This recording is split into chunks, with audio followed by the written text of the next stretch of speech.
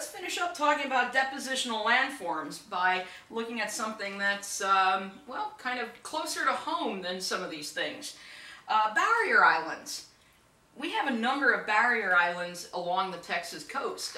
Galveston Island, Matagorda, North and South Padre Islands, those are all barrier islands.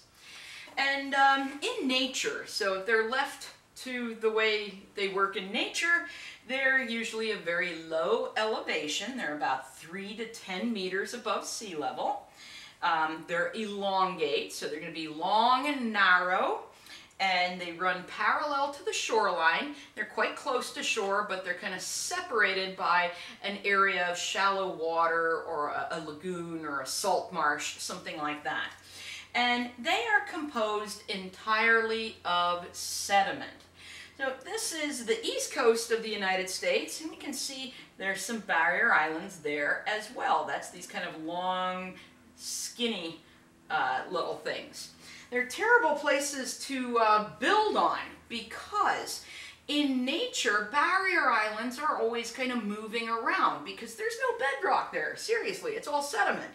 So when you have hurricanes or other storm events, the barrier islands might move a little away from the shore or a little closer to the shore. They might separate into two, or they might grow together. But they're constantly moving and shifting, which is why you don't really want to build big cities on these things or even vacation houses on them, because the island wants to move and it doesn't care if your nice $1 million house is sitting on there or not. So I do not recommend moving onto a barrier island. But let's talk about some other coastal processes. So we've taken a look at how waves erode the coasts. We've taken a look at how waves deposit sediment along the coastline. But another thing that's important is sea level change and what coastlines look like in response to changing sea levels. Well, first of all, I do want to let you know a little bit about why sea level changes.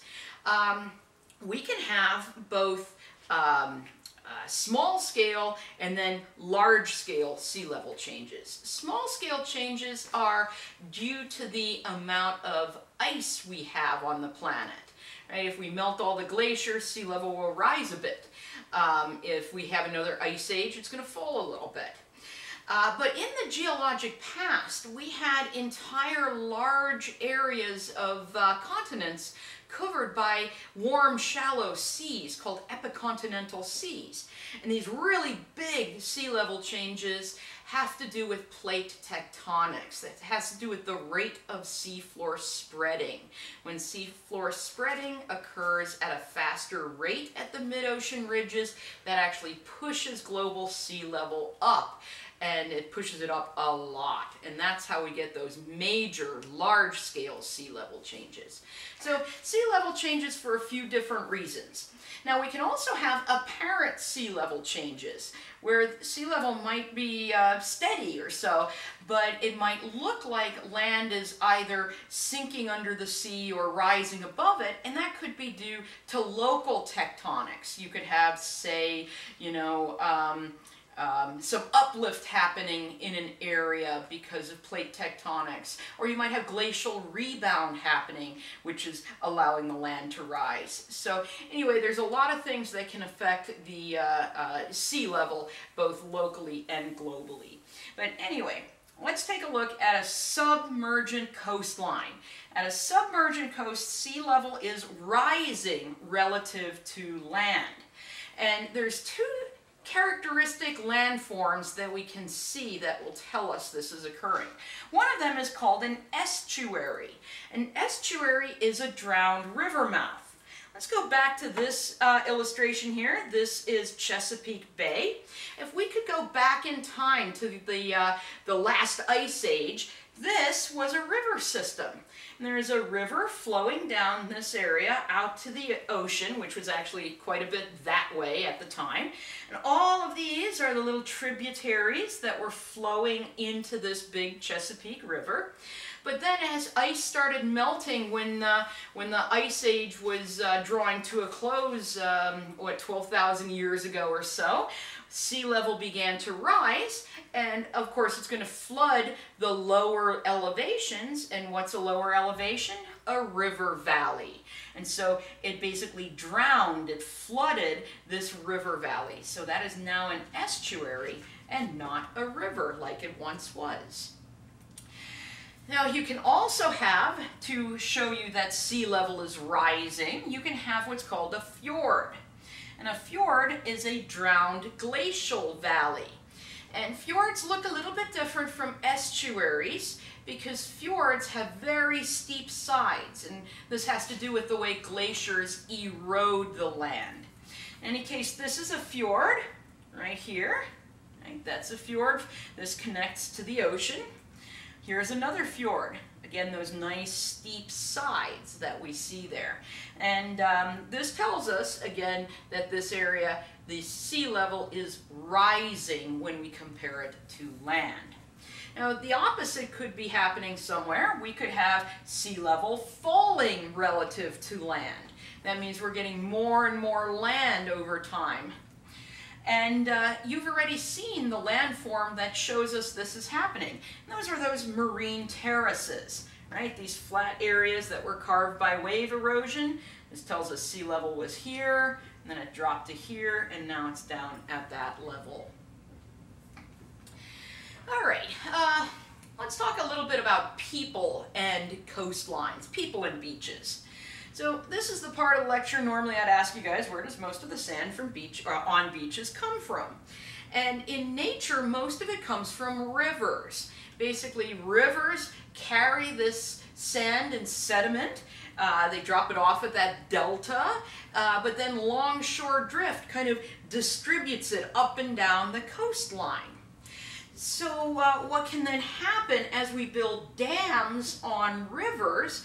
Those dams catch that sediment that normally would be coming to the ocean and don't allow it to get to the coastline.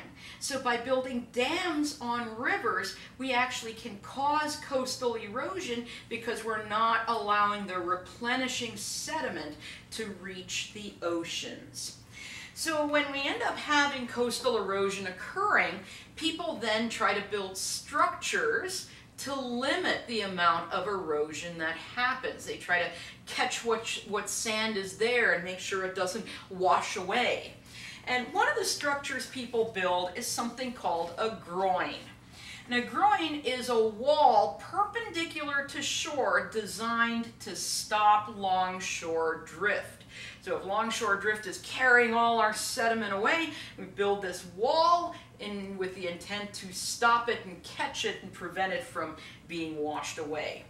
We might also build a breakwater. And this is a wall built just offshore, and it's parallel to the shoreline, and it's intended to create a zone of calmer water. Well, the problem with these two things is, well, what I said earlier about Earth being in balance. If we stop the longshore drift and force deposition in one place, we're then going to force erosion to happen in another. And that's exactly what happens with these things. So these are groins. Longshore drift is going in that direction. So the sediment gets piled up on this side against the groin. So yeah, our beach is growing over here, but all that does, that water can carry a certain amount of sediment. It wants to move a certain amount of sediment. So if it's forced to deposit it on this side, it's going to erode it on the opposite side. And this is why you often see at beaches a series of these groins, because they put one in and suddenly they're like, oh crap, there's erosion going on there. Let's put another one in. And then it's like, oh no, now erosion's going on there. So go visit Miami Beach or even Galveston and you'll see a whole series of these things put in. And it's not really solving the erosion problem, it's just pushing it down the coastline. So that's what we're seeing here. Deposition on one side, erosion on the other. With the breakwater, here's our wall offshore, and we end up getting deposition behind it, because it's sort of like that tide island in Tombolo. The waves hit the breakwater, they use up their energy there, and this is a quiet water, a calmer water, and so you get deposition. But around the edges of the breakwater, you will end up seeing erosion. So let's look at some real life examples. Here's a groin right here, and longshore drift is going in that direction. How do I know? Because my sediment is piled up on this side, and notice on the other side we don't have a big pile of sediment. And that's because that's the side where erosion is happening. These are breakwaters. Notice the weird shape of the coastline where there's extra sand right behind the breakwater, but then there's this sort of area here that's kind of carved into the beach. And that's because deposition is focused behind the breakwater, erosion is focused towards the edges. In a natural system, this would be a very straight beach, but because of those breakwaters, we end up having this kind of odd-shaped beach right there. Now, if you've ever gone to Galveston, you've seen the seawall there. And a seawall is not something that's built to prevent beach erosion. It's actually built to protect the property on the other side of the seawall from storm waves. Basically, it's kind of a hurricane protection thing. But the problem with seawalls is that they promote beach erosion. And what happens when waves hit the seawall here, all their energy is focused right here in this part of the beach. Instead of in a normal beach, the wave would kind of run up the beach and lose its energy and then go back in. Instead, it focuses the energy right in front of it, and so these seawalls tend to promote beach erosion right in front of them. And that's why we see all these big blocks and big rocks. If those were not placed there, the waves would actually start carving underneath that seawall. Now, when we get beach erosion in some areas, you might, instead of building things on the coastline, opt for beach nourishment, which is adding sand to the beach. That's what we're seeing right here. You see this truck that's dumping off sand. There's a bulldozer going to spread it around. So they're going to artificially add sand to this beach and make it larger. And that can be nice because the beach ends up looking more natural. You don't have all these structures built on there. You're not focusing erosion in any one place. But this is expensive, costs a lot of money to do, and because we're not stopping any kind of erosion problem, it's something that has to be repeated many times. In fact, every few years, Galveston does beach nourishment. So it's not something like, hey, we did it once, it's okay. So it's expensive, it's temporary, and it can have ecological effects. You have to get the right sand. Different coastlines have different compositions and different sizes of sediment on their beaches. And if you get the wrong composition or the wrong size sediment, that can harm some of the life that lives on the beach and in the shallow water. For example, there was a place in Florida that did beach nourishment, but they got sand that was too small, so the waves were able to suspend some of the sediment, and instead of having that beautiful crystal blue Florida water, they ended up having very kind of muddy, murky, dark, more like Galveston water, and that unfortunately ended up killing some coral communities because those corals need clear water. And so you have to be careful about the sediment that's used and make sure that it's appropriate for whatever beach you happen to be located at. And that brings me to the random picture of the day. This is up in Roberts Arm, Newfoundland, which is a really strange name for a town. I always wondered what was so special about Robert's Arm. I mean, why isn't it Larry's leg or Harry's head or something like that? But anyway, Robert's Arm is known for having a lake monster. And their lake monster looks like kind of a giant eel or sea serpent or something. And they have this model of it for kids to sit in and get their picture taken. And because I'm sort of like a big kid, I wedged myself in there and had my picture taken. So that is Coastlines.